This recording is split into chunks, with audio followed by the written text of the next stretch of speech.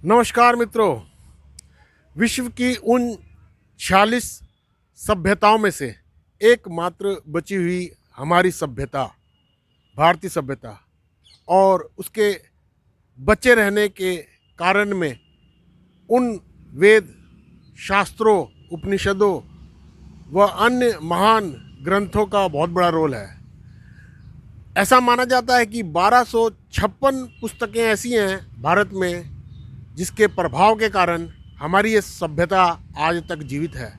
इनमें से कुछ एक पुस्तकों को छोड़ दें जो या तो द्रविड़ भाषा या क्षेत्रीय भाषाओं में लिखी गई है, तो बाकी सारी पुस्तकें, लगभग सारी पुस्तकें एक ही भाषा में लिखी गई है, और वो है भाषा संस्कृत। संस्कृत भाषा जिसे विश्व में सबसे उच्चतम और सबसे महान भाषाओं में स्थान प्राप्त है। विज्ञान सम्मत इस भाषा की बहुत सारी विशेषताएं हैं। इस भाषा में छुपे ज्ञान और विज्ञान के कारण ही जो आज हमारी सभ्यता बची हुई है, और उसके लिखे लेखों में जो छुपी जो गूढ़ बातें हैं, उनके कारण जो आज हमारी सभ्यता बची हुई है। इस भाषा की विशेषता को हम जानेंगे आज हमारे क्षेत्र में कुछ स्थानों में संस्कृत भाषा को सिखाए जाने का कार्यक्रम एक अभियान के तौर पर चलाया जा रहा है। आज मैं ऐसे ही एक कार्यक्रम में आपको लेकर आया हूँ। रुड़की नहर किनारा गायत्री मंदिर, यहाँ एक शिविर लगा हुआ है। कुछ दिनों से यहाँ संस्कृत भाषा का ज्ञान विज्ञान लोगों को सिखाया जा रहा है, पढ़ाया जा रहा है। आज मैं आपको वहीं लेकर चलता हूँ और देखते हैं क्या हो रहा है, और अधिक जानकारी लेते हैं इस भाषा के बारे में और इस भारतीय संस्कृति को बचाने वाले महान महान भाषा के विषय में।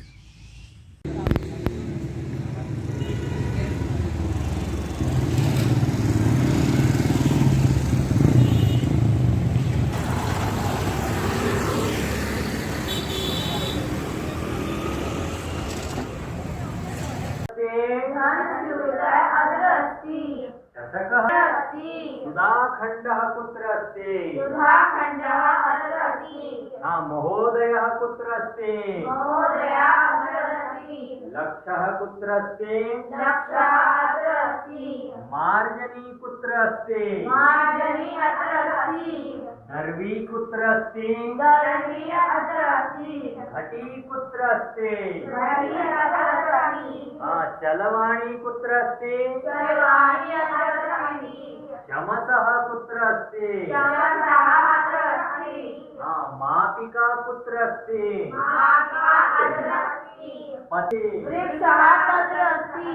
गङ्गनहरं कुत्र अस्ति? गङ्गनहरं तत्र अस्ति। महोदयः कुत्र अस्ति? महोदयः तत्र अस्ति। मार्गः कुत्र अस्ति? मार्गः तत्र अस्ति। भवनं कुत्र? ये हमारे सामने 3 बालिकाएं हैं जो संस्कृत भाषा का ज्ञान विज्ञान का लाभ ले रही हैं या सीख रही हैं। मैं इनसे जानना चाहूँगा। सबसे पहले मैं इनका नाम जानना चाहूँगा। आपका नाम क्या है? मम नाम दानिया। और आपका नाम क्या है?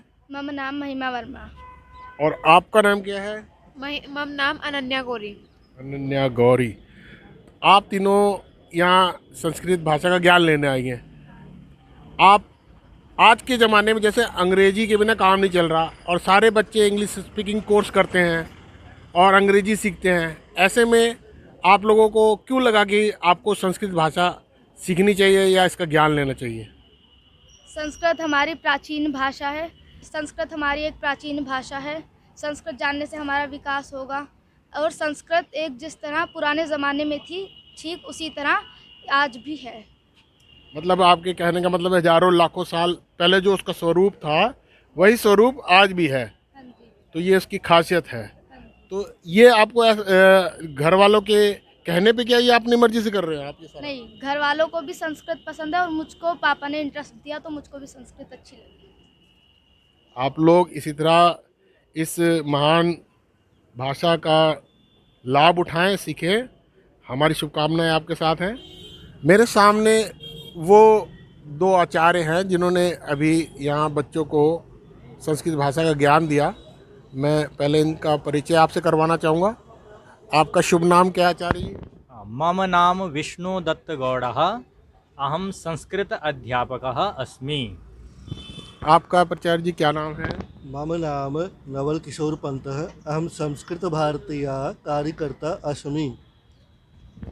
वैसे आप बहुत अच्छी संस्कृत बोल रहे हैं, लेकिन हमारे दर्शकों को ध्यान में रखकर आप हिंदी में ही आप हमें बताएं सारी बात जो हम पूछेंगे।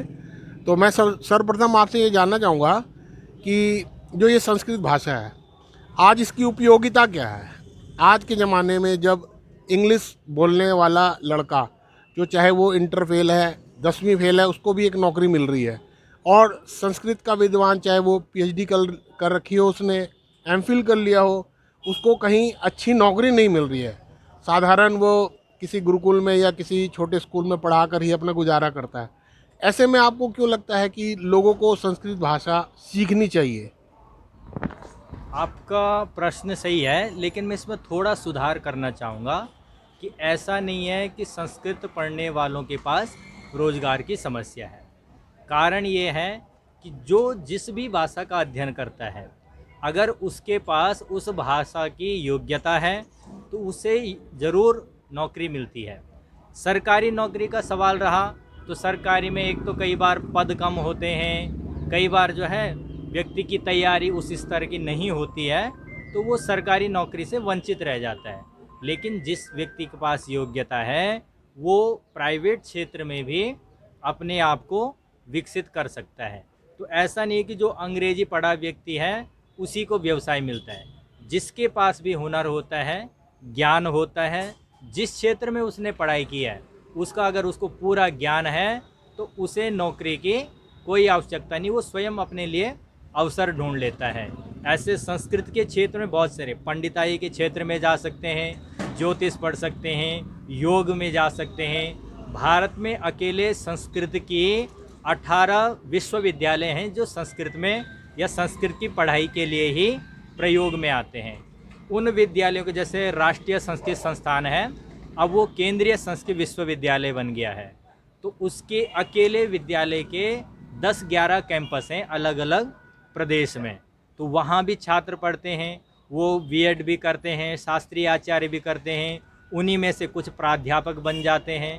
तो ऐसा नहीं है, जिसके पास जिस भाषा का ज्ञान होता है, जो उसके पास हुनर होता है, तो उसे व्यवसाय अवश्य मिलता है।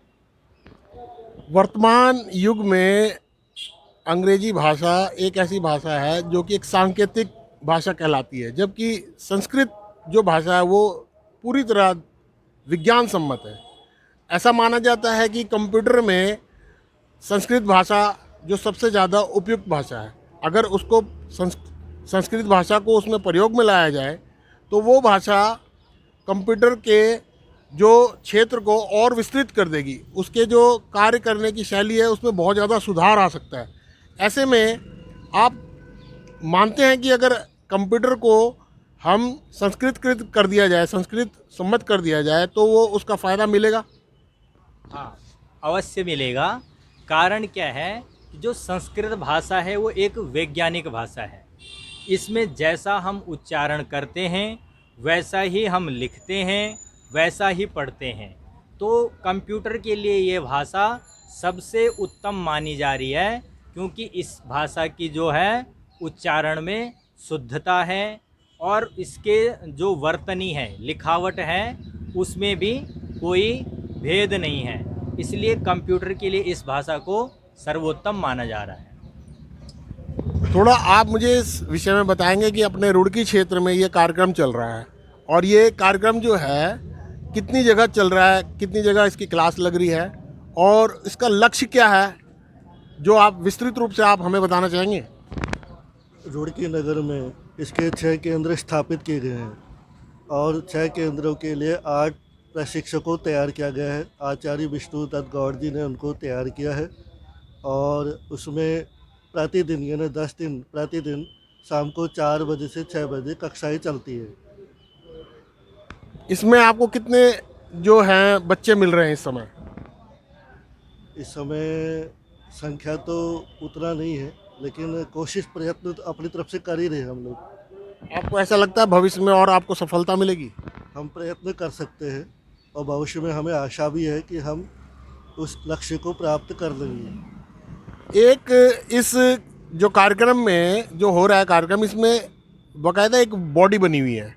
इसमें आप वो जो एक समिति है या संगठन है वो क्या है जो इस कार्यक्रम को करवा रहे हैं, उसकी रूपरेखा क्या है और आप लोगों पे क्या दायित्व है इस चीज़ का?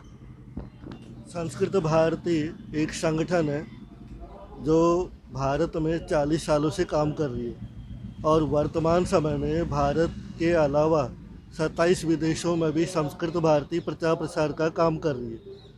इसमें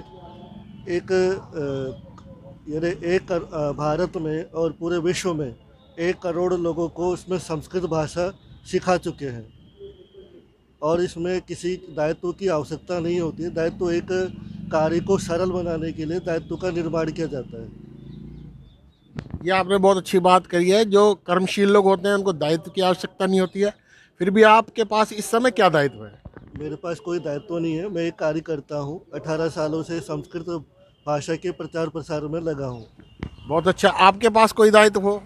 हाँ, मेरे पास इस समय हरिद्वार जिले का जनपद शिक्षण प्रमुख का दायित्व है। आप लोगों से मिलकर बहुत प्रसन्नता हुई।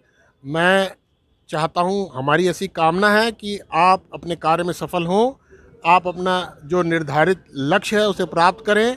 ऐसे ही ईश्वर आपका सहयोग करेंगे, हमारी इच्छा है। आप लोगों को बहुत बहुत धन्यवाद।